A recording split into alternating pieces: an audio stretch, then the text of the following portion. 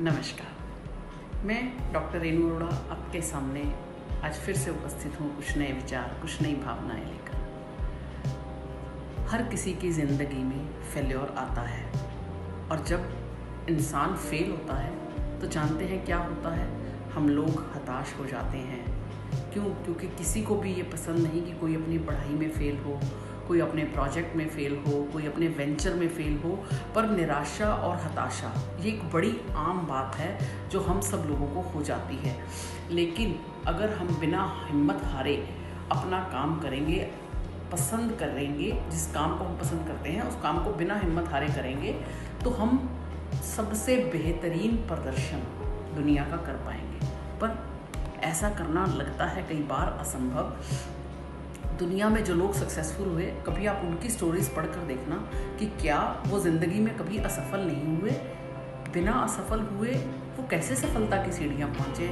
मुश्किलें नहीं है, आप ये मान कर चलिए, आप ज़िंदगी में जब भी फेल होंगे आप एक नया लेसन सीखेंगे। बस फेल होने के समय हताश और निराश होने की ज़रूरत नहीं है, क्योंकि जब आप किसी चीज़ में फ़ेल होते हैं तो वो आपको ज़िंदगी जीने के नए लेसन सिखा के जाती है।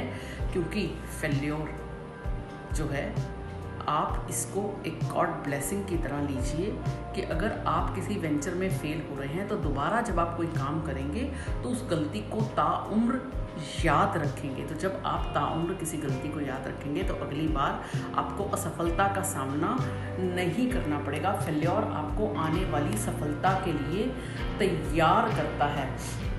अगर हम एक लेखिका है जेके रॉलिंग, उसकी बात करें, वो कहते हैं कि असफलता को भी गले लगाना आना चाहिए, क्योंकि किसी चीज़ में फेल हुए बिना जीवन बिताना मुश्किल है। आज मैं आपके साथ कुछ पर्सनैलिटीज़ के जो है विचार भी साझे करूँगी। किसी काम में कितनी भी महारत आपको हासिल हो, उसका घमंड जो है उसके महत्व को ख़त्म कर देता है। ज़िंदगी में घमंड रखना छोड़ दीजिए। बाधाएं जो हैं, फेल्योर जो है, बड़ी डरावनी चीज़ें होती हैं हमारी ज़िंदगी में। वो जब हमें तब नज़र आती हैं जब हम लक्ष्य के बिल्कुल पास होते हैं। हम जो सोचते हैं, कहते हैं और करते हैं, इन तीनों का सम्मान ही, इन तीनों को एक रूप में मानना ही हमारी जो है वो असली खुशी है। फेल्योर को किस तरह से सक्सेस में बदला जाए, फेल होने पर हम निराशा में ना आए, तो उनमें चीज़ों में किस तरह से हिम्मत रखी जाए। अब मैं आपसे बात कर रही हूँ कुछ ऐसी पर्सनैलिटीज़ की जिन्होंने अपनी फेल्योर को सक्सेस में बदला। सबसे पहले मैं बात करूँगी रिचर्ड ब्रैनसन की। रिचर्ड ब्रैनसन स्कूल में सबसे बेवकूफ़ समझे जाते थे, डिसलेक्सिया की बीमारी से पीड़ित थे और उन्हें स्कूल में बेवकूफ़ स्टूडेंट के तौर पे जाना जाता था। लर्निंग एबिलिटीज़ में दिक्कत थी तो उन्हें कुछ एक 15-16 साल की एज में आते आते उन्हें अपना ये सब कुछ छोड़ना पड़ा। उन्होंने हिम्मत नहीं हारी। उन्होंने क्या करा, एक स्टूडेंट मैगज़ीन की शुरुआत करी। डिसलेक्सिया से पीड़ित, अगर आपने तारे ज़मीन पर देखी हो तो उसमें भी वो बच्चे की पर्सनैलिटी दिखाई हुई थी। और स्टूडेंट मैगज़ीन को सपोर्ट करने के लिए उन्होंने कुछ रिकॉर्ड बेचने शुरू किए। जब वो रिकॉर्ड, मैगज़ीन तो इतनी नहीं चली पर वो जो रिकॉर्ड है वो चलना शुरू हो गया और उनका बिजनेस सफल हो गया। पूरी दुनिया में आज उनकी कंपनी जो है पहचानी जाती है और वर्जिन रिकॉर्ड्स के रूप में उनकी कंपनी परिवर्तित हो चुकी है। तो वो भी ज़िंदगी से फेल हुए थे, वो किसी बिजनेस में फेल नहीं हुए थे।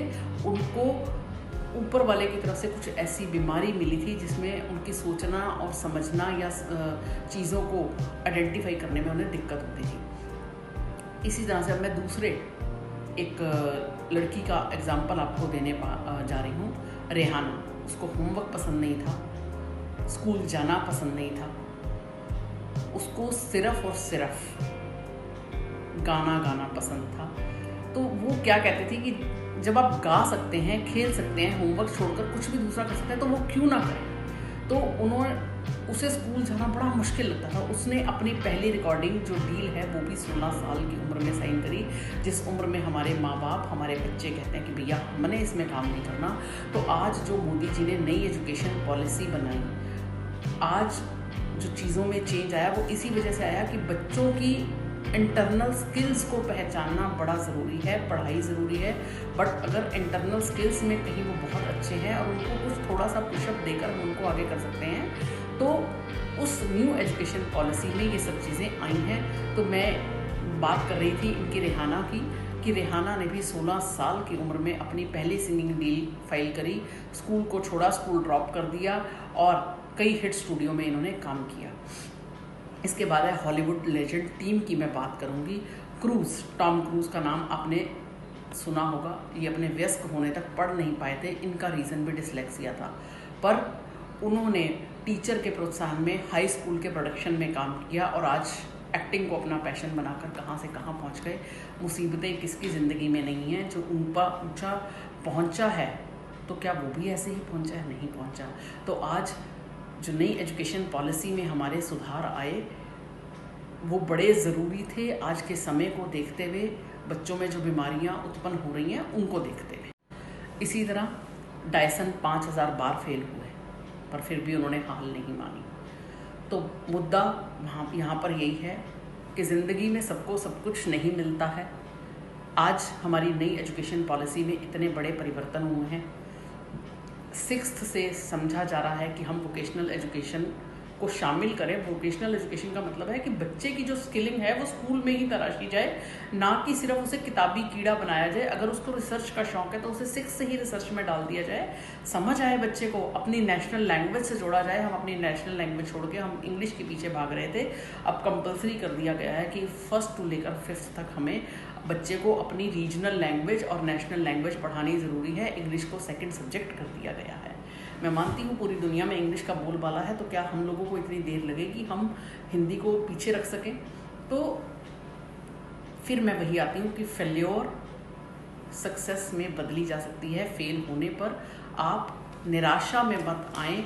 अगर ओपेरा विनफ्रे की अगर आप स्टेटमेंट्स पढ़ें तो उनका कहना है कि नया और ज़्यादा विकसित न्यू नॉर्मल कैसे बनाएं। न्यू नॉर्मल अनिश्चितता की स्थिति है, तो भी हम न्यू नॉर्मल में कैसे आएँ, नई ज़िंदगी को कैसे फ्लरिश करें, कैसे नई ज़िंदगी के काम करें, कैसे नई ज़िंदगी में जुड़ें और एक सुंदर प्रकृति से भरी दुनिया को हम कैसे बनाएं। तो प्रेरणाएं आपको दुनिया के बड़े बड़े लोगों से मिलेंगी, पर वो ऐसे नहीं कि वो आज ऊपर हैं तो पता नहीं उनको क्या मिला होगा अपने परिवार से। उनके जाकर पीछे संघर्ष की कहानी हमें पढ़नी होगी।